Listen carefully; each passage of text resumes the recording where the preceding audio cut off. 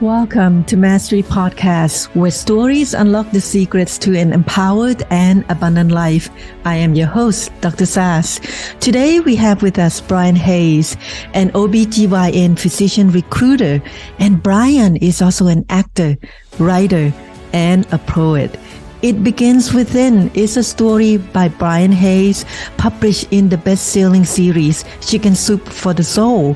It is the story of Bryan's two sons, Anthony and Ryan, when they were 2 and 1 years old.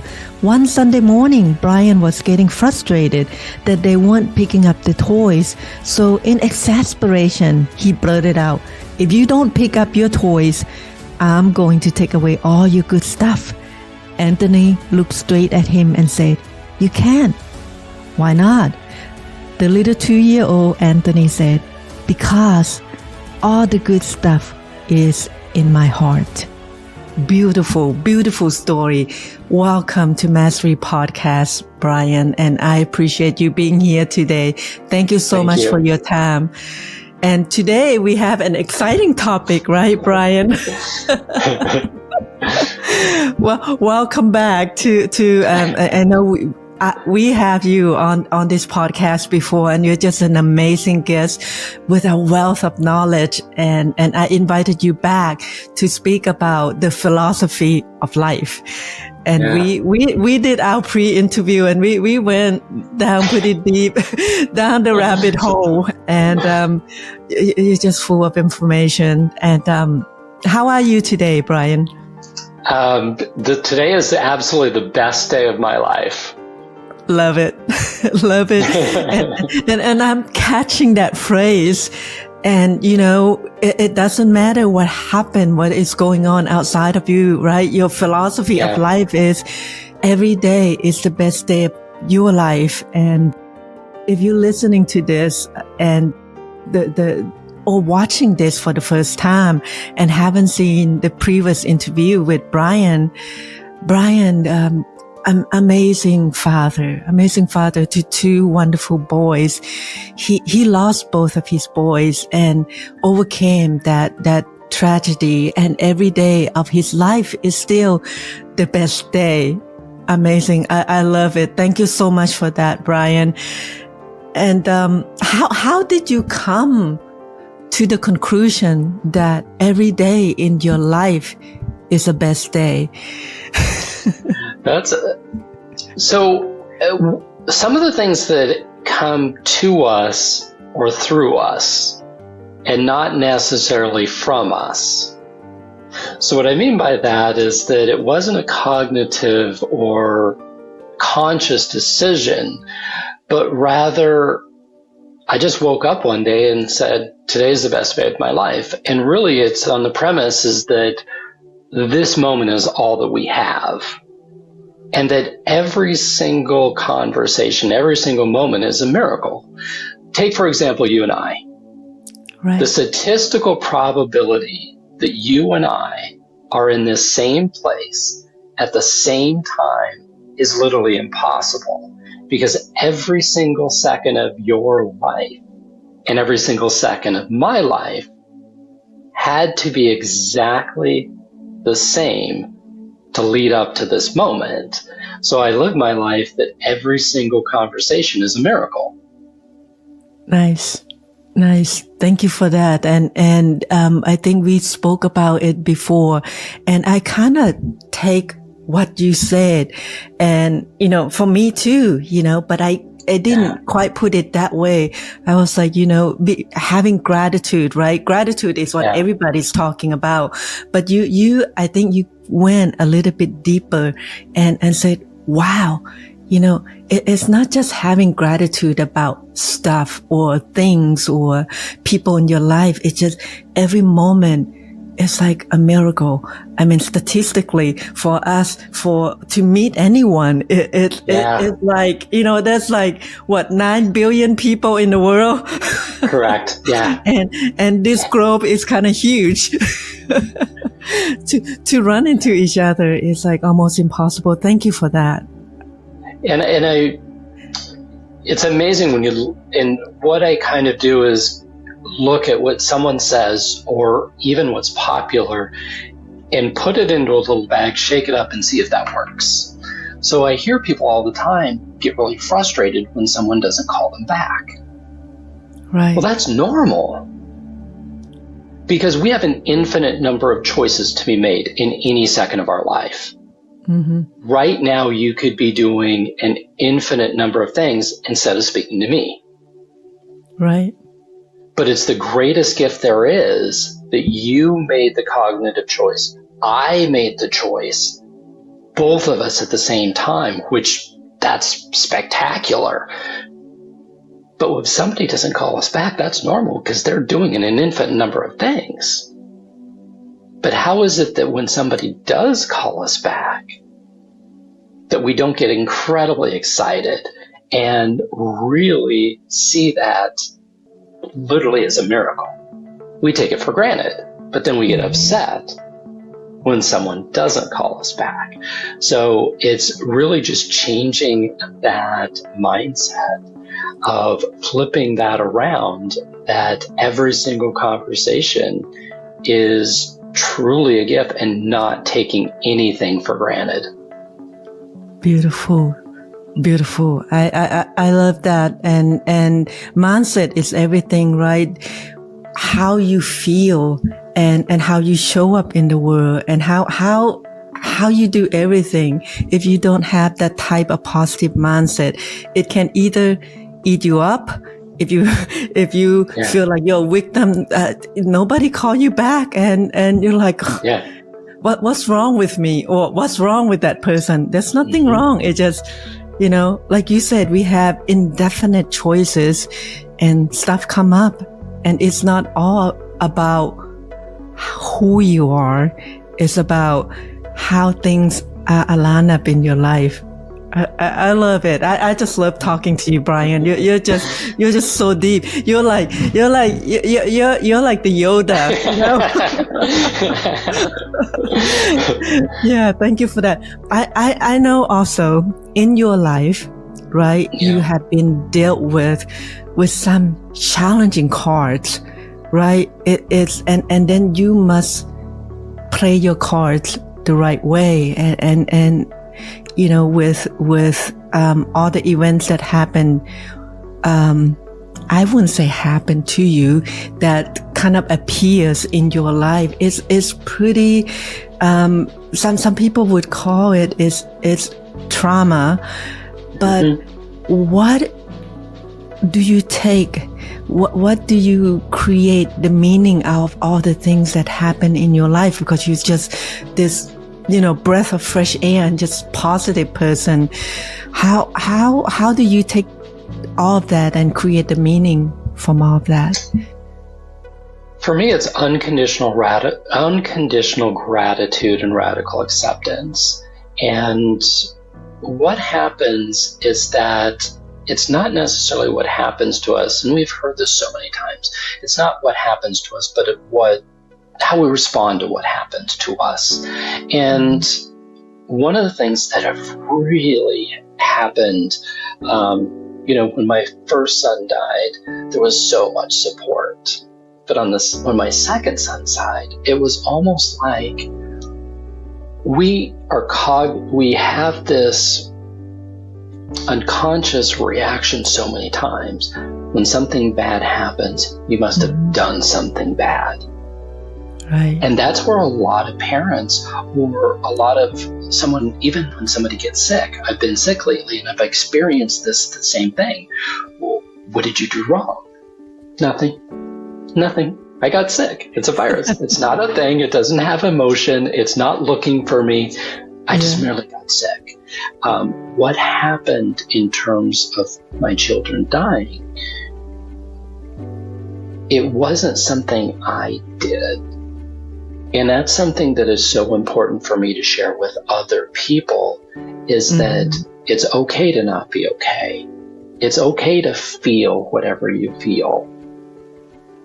But for me, it's being able to take the unconditional gratitude. So for me, I look at it that if I can't find meaning, I go to unconditional gratitude. So I go to I'm grateful that what has happened to me and not someone else.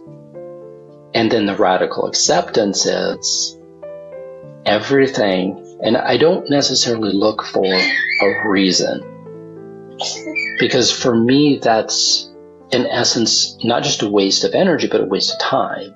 I don't need to know the reason. I don't need to know the why. It happened, but I don't feel guilt. I don't judge myself. And likewise, that helps me not to judge other people. If something happens to them and something that I have a judgment that is positive, or I have a judgment that is negative, it's only my perception, and that's all it is. Nice. Thank you.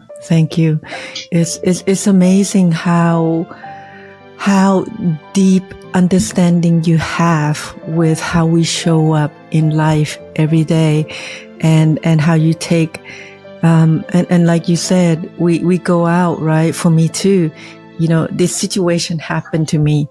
Why? The first thing I do is like throw myself on the floor, like, why? And the way you take it, it's just amazing. It's amazing. It's really calm. It's really peaceful.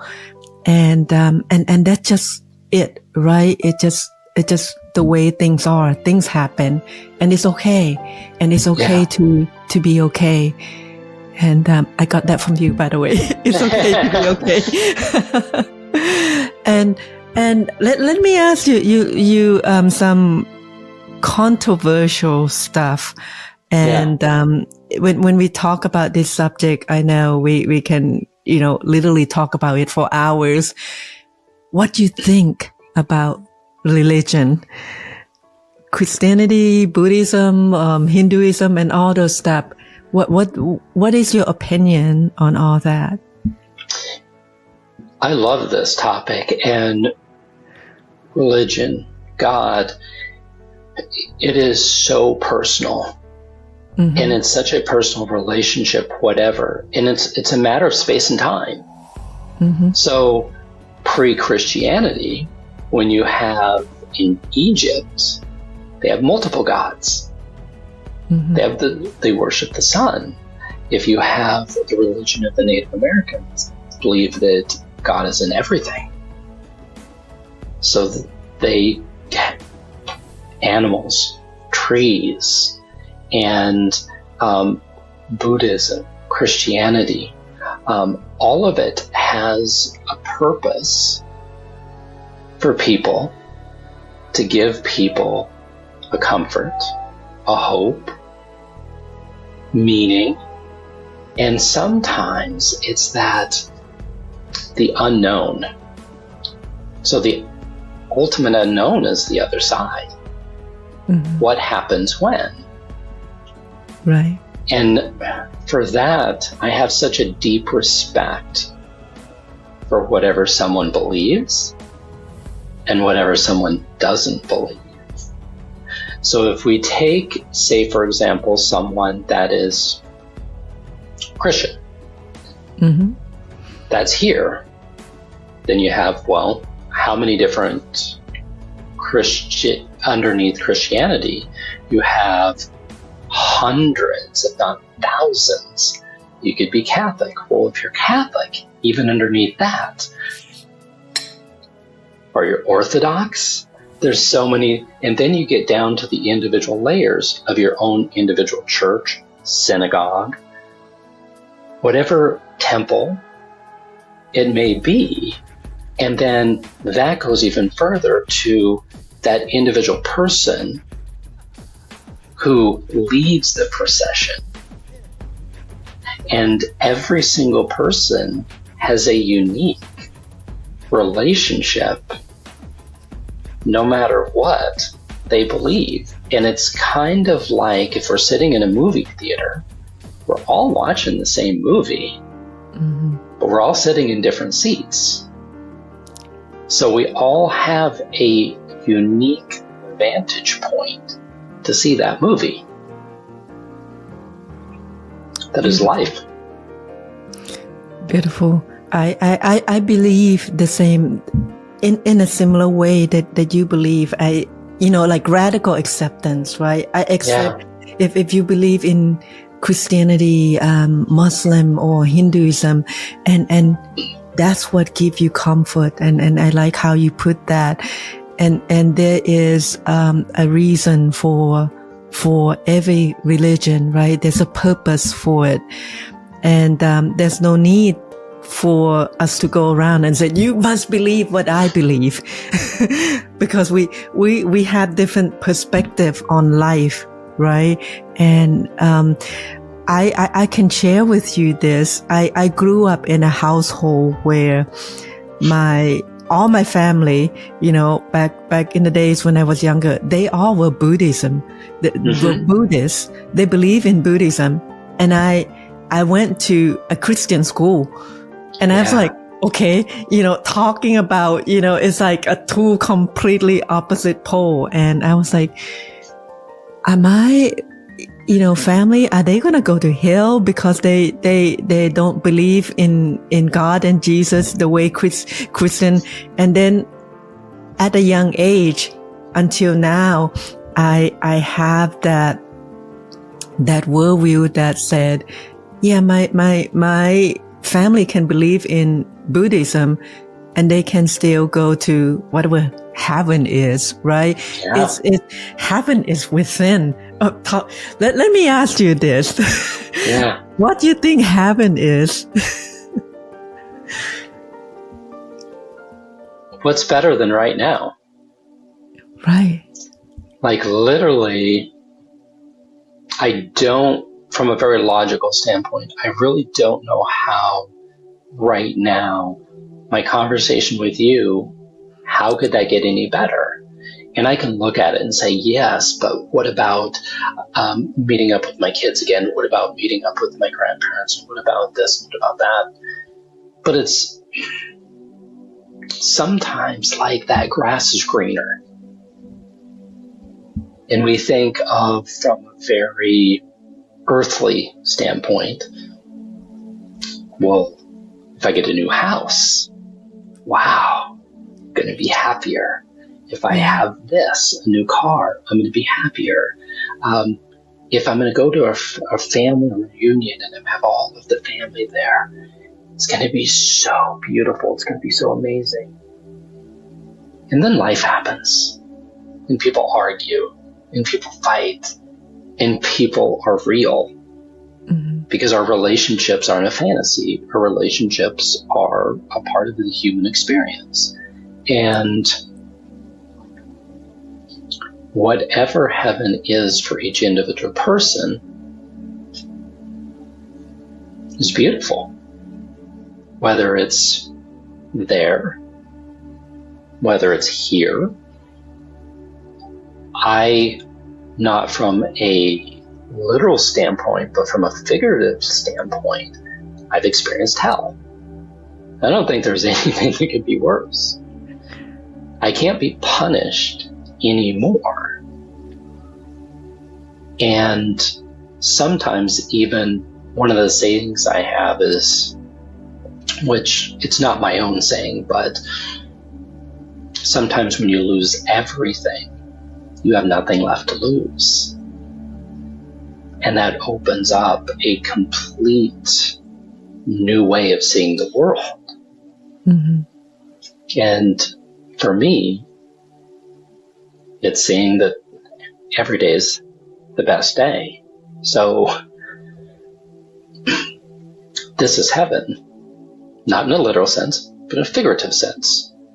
Right. At the same time, this is hell.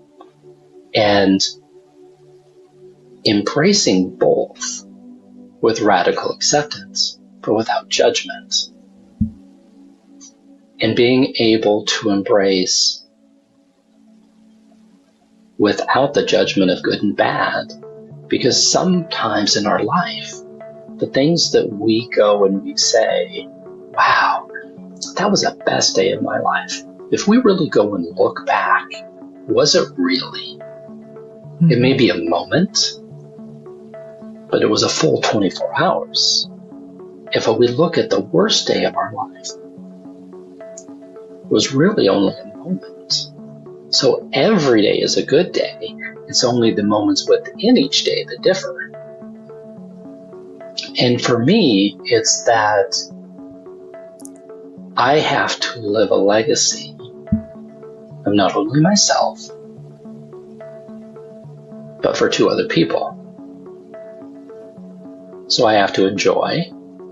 And from the point of heaven is if anyone we know has left, from a soul perspective, true love is you want people to be happy, healthy, and wealthy. So I know that my children, what they want from me is to be happy. So the best thing that I can do for them is talk about them.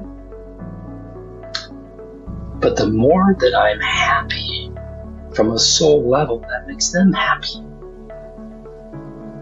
And it's the same thing with true love.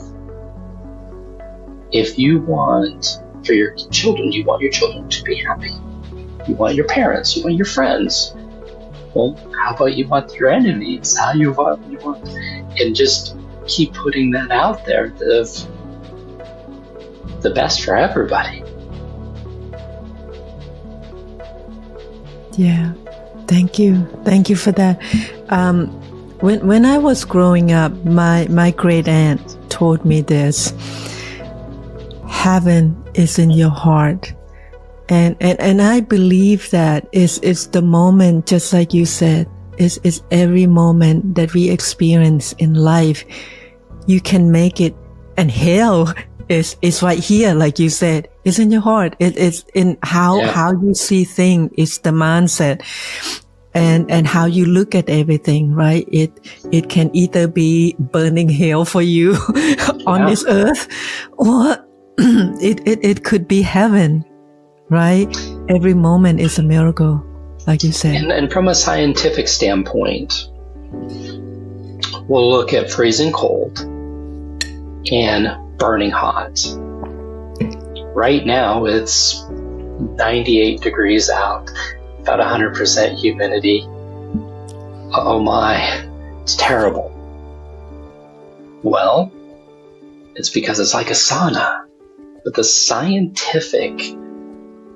data that keeps coming out about how beneficial a sauna is, going into just extreme heats, going in on your own free will, has incredible health benefits. The same with cold exposure, same with stress. We look at stress as a negative. We look at trauma as a negative. But what if we looked at it from the opposite side? That the people who have experienced the most have built up a resiliency because you've seen things that other people haven't seen. And so you don't want to wish that on someone, but at the same time, when it happens, that radical acceptance of, yeah, it happened to me. I don't need to know why. I don't need to know. And sometimes we can get caught up in these, well, everything happens for a reason. Well, maybe the reason is there is no reason. And we can spend a lifetime looking for that reason, or we can spend a lifetime of living. Right. Beautifully said. Thank you, Bryan. I have another question for you. You know, we have this different worldview, right? Probably different from the norm, the normal society out there. What is your opinion as far as what is going on in our world right now? How people take the technologies and all the stuff, and how they respond to, for example, the shutdown that we had in the past couple of years and stuff like that. What is your take on how society is conditioned, humanity in general, to respond? Because the way you and I respond to everything that's happened for us, not to us, happened for us because we become stronger in the process, right? It's totally different from the 99% of the people out there. What is your opinion on how the society is, the structure of it? This is the best time to be alive. and really, we can go through and we can debate every single generation, every single point in history. We can say after World War II, the United States was a superpower, and the United States was a behemoth in the world. We also weren't bombed. We also didn't have the destruction that Europe did, that Asia had, that Russia had. And yet, we can look back and we can say at that time, wow, that was the best time. There are a lot of people and a lot of demographics and a lot of individual people that was the worst time. That was a terrible time for them. And today, in today's world, somebody for the first time fell in love. Somebody's going to have their first kiss. Somebody's going to get married. Today, right now, at this very second, someone became a millionaire, a billionaire, and that we aren't accustomed to things in the last couple of years, even like with COVID. I experienced COVID for the first time 3 weeks ago, and it was fascinating just how much the body is like, nope, I'm going to shut down. I'm going to shut down. Whatever you think, whatever you want to do, guess what? The body has other ideas, and probably something that we have in common that other people may not is embracing the space between the space, embracing the silence. For me, and I'll share with you, in the last, when both my children died, was in the midst of COVID, and we didn't have normal funerals. We didn't get together. I didn't have a support network like most people do. I was by myself. Yes, I had individual people, but I didn't have the people coming, going, and that. But the more I'm by myself, the more that other ideas, the more that the idea of a guru, the more idea of an expert. There can be an expert in a field. There can be someone who is absolutely skilled in an area. But when it comes to life, in the grand scheme of life, the answer is nobody has the answer. And so the more that I go within, the more I'm silent with myself and not afraid to be silent and to be okay when I get sick. Okay, I'm sick. Okay, embrace it. And embracing each step of whatever this journey brings, then it's all the other things become pedestrian. And it's like living pedestrian lives, because there's so many things that we get worked up with that really, after you've experienced a few things, you kind of go, wow, that really doesn't mean much. Yeah. And being able to look at today as truly the best day there is to be alive. And that this is so fantastic. We live in a time period with technology that you and I are able to see each other live. It was not that many years ago. The entire thought of this was science fiction. Mm-hmm. If we look at all the advancements, and yes, some of the advancements are scary, but when the internet came, that was scary. When you had a moving vehicle, that was scary. Every time we go and we change, it's scary. And there's going to be some things about it that are positive. There are going to be some things about it that are negative. But what are we doing to make 7 generations better? Not tomorrow, not for our children, but for 7 generations. And that is our own individual, as well as global, of each and everything we do affects 7 generations down the road. Wow. Thank you. Thank you. And it boils down to just how we see the world, right? Mm-hmm. It's personal, and it could be like the worst thing that people are fighting about out there, the gender equality and the races and, the economy and all this stuff. And it's like, oh, you have food on the table.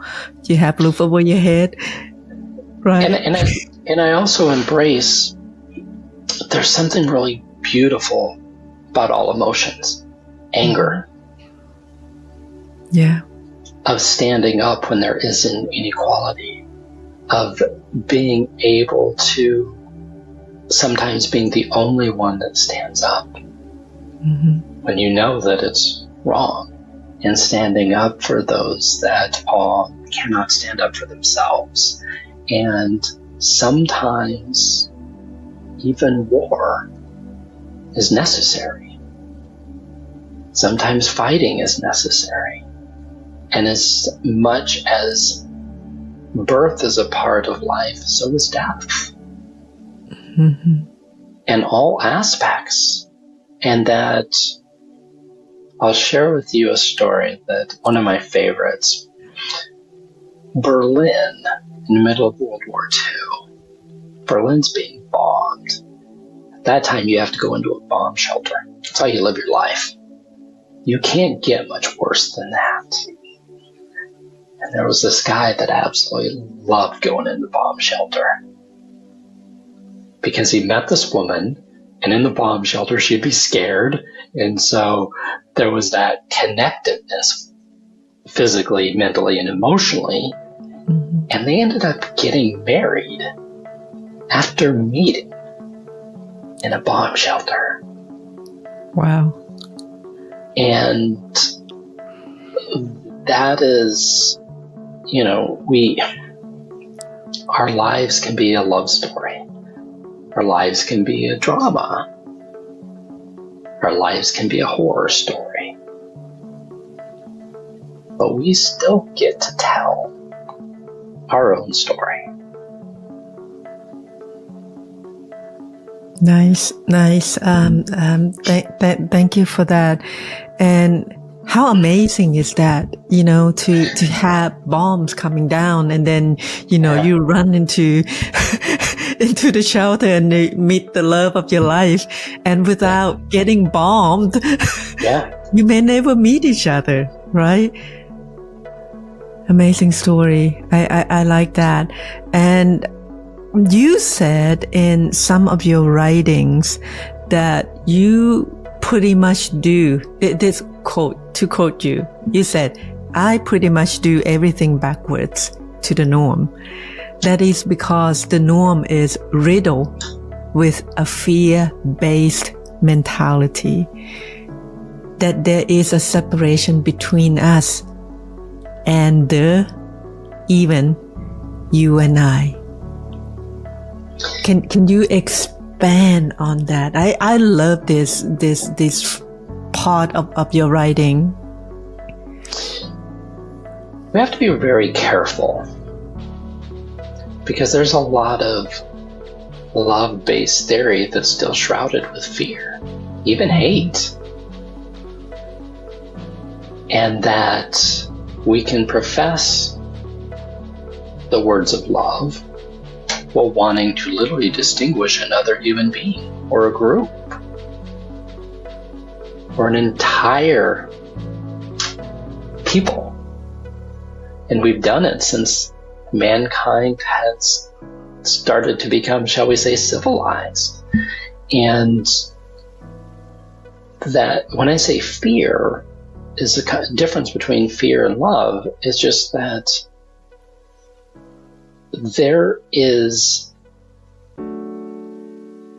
we're more alike than we are ever different.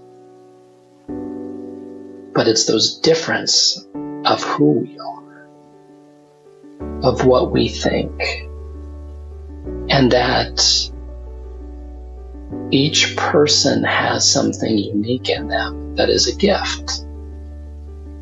Doesn't matter their title, their role. They have the opportunity to be a leader.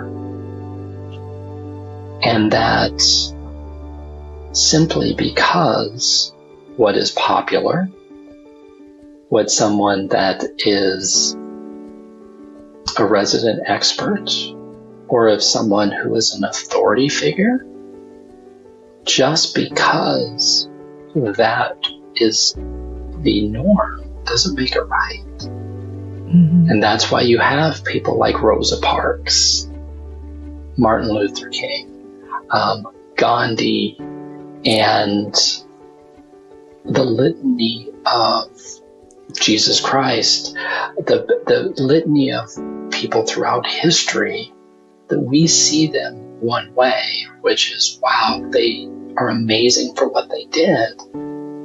But in the moment, they were sharply criticized for what they did.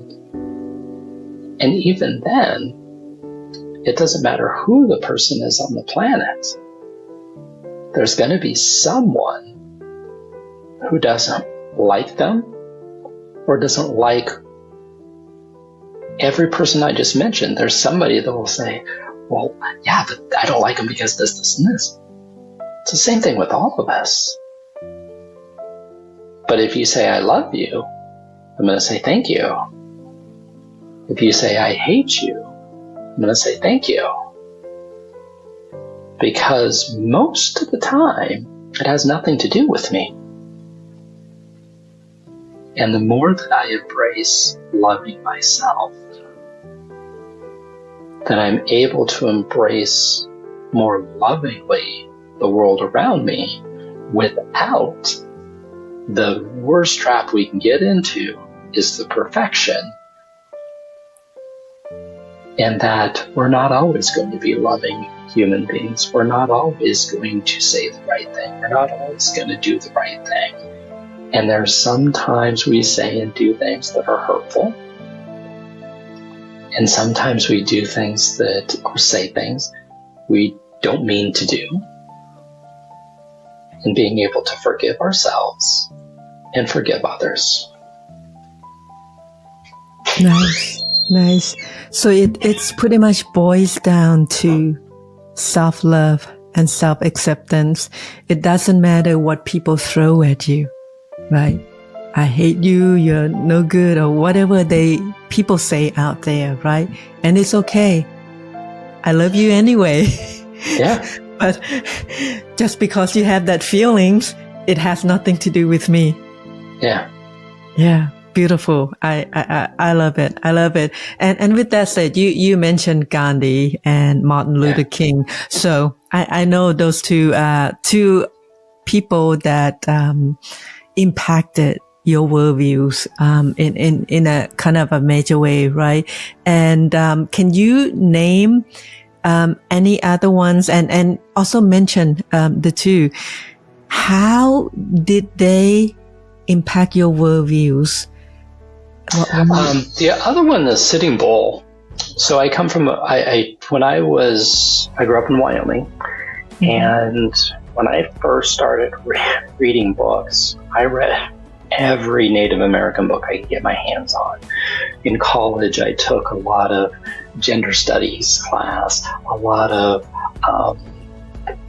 studies of Native American, and really what I love about Sitting Bull and the Native American culture is that the insight and the beauty of the culture.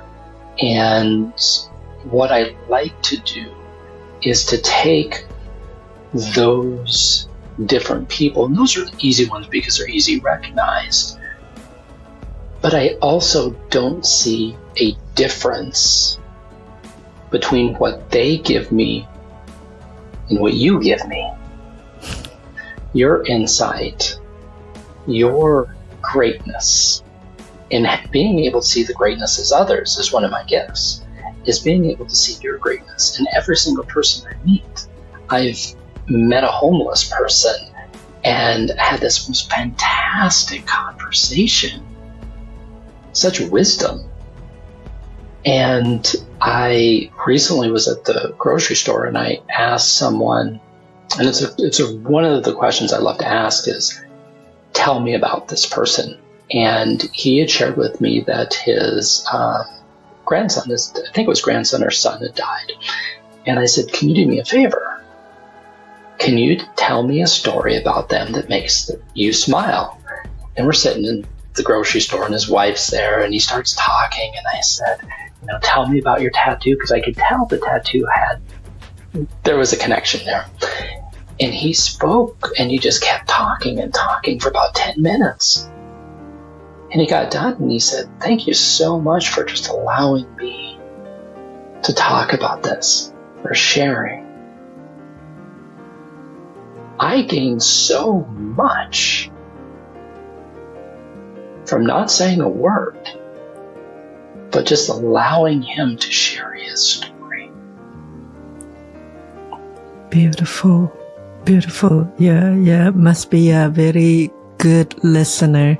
I'm sure your girlfriend's like, oh yeah. You listen to all my story. That's what women like to do, right? They like to talk, and for a man to really listen to them, that's amazing. And you see this greatness in everyone, and I think that is a very beautiful thing about you. And when Jesus said, love thy neighbor like yourself, right? And he literally just mean what you just explained, like see greatness in yourself and see greatness in others. And you mentioned that you and I are more alike than we think. We are more alike than we think, than it appears to be for us at times. We'll go back to my example before. We're all watching the same movie. Yeah. It's life. Yeah. We just happen to be sitting in different seats. Yeah. Well, still the same movie. Yeah. And some of us are going to come out of the movie and we're going to hate that movie or that chapter or that scene or that actor. And some of us are going to love that. And here's the part that's beautiful. There's a time and a place to hate that movie, to hate that person. And I know the word hate is, we don't like to use that but it's a natural emotion like anything else. And being able to embrace that, yeah, there are certain things that we just don't like. And there could be a positive about that. I don't like when I'm lied to. It doesn't mean that I have to say disparaging things about somebody, but I don't like being lied to. I don't like cheating, stealing, but it's not my place for judgment. But it also doesn't mean I have to be in someone's company if they don't fit into what works for me. I can still say I love you, I support you, I'm proud of you from a soul to soul level without being in the same presence physically.